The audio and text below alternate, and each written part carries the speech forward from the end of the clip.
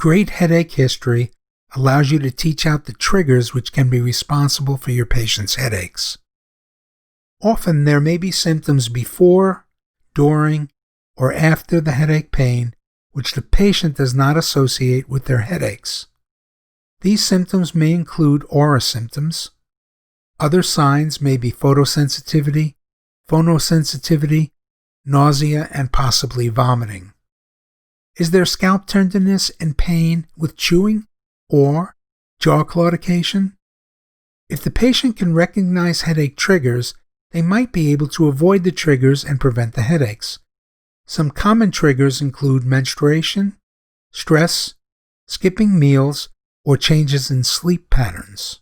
Weather, environmental odors, lights, chemicals, coughing, bending, or certain foods are other possible triggers. It is important to ask about pharmacologic as well as non-pharmacologic factors which alter the headache course. When asking about headache medications, be sure to inquire about frequency taken, dosage, as well as efficacy. What is the effect of rest and sleep? How about hot or cold compresses? Laying down versus being up and pacing. In female patients, inquire if there was a change in menopause or pregnancy. Don't forget other historical data. A patient's marital status, work, education, and outside activities may provide important clues in determining the source of headache and in amelioration of headaches. Also inquire about other habits including alcohol, tobacco, caffeine, and illicit drugs. Family history is important since many headache disorders are familial. For instance, almost 60% of migraineurs have a parent with a history of migraine. As many as 80% have a first-degree relative with migraine. It is best to inquire specifically about the headache characteristics of family members if the patient can provide such detail, but it's even better if the family member can give the details in person. Often I will see a patient in her 40s who relates that she had headaches in her late teens or perhaps early 20s, which were different and then went away.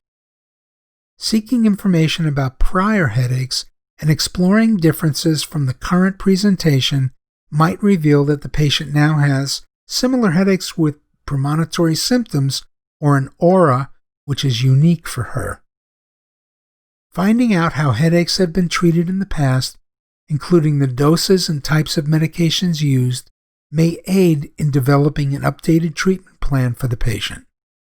Information about prior diagnostic testing can avoid unnecessary expense and substantiate the patient's impressions about what was found. It is particularly important to know if they had a lumbar puncture, which can lead to low cerebrospinal fluid pressure and a headache. Don't neglect how the headache affects the patient's work, overall function, and their activities. Assess if the patient has had cancer, stroke, head injury, or other trauma, sinus disease, or dental disease.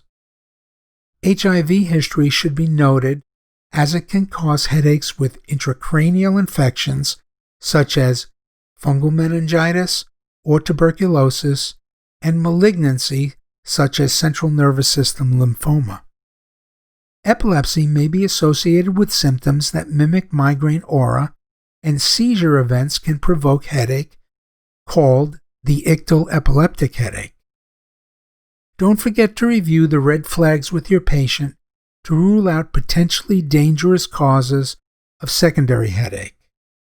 Systemic signs and symptoms, neurologic abnormalities, sudden onset, older patient, progressive, and P-word characteristics, positional and papilledema.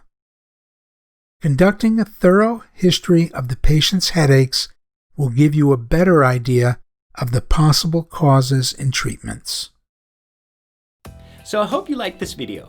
absolutely make sure to check out the course this video was taken from and to register for a free trial account which will give you access to selected chapters of the course.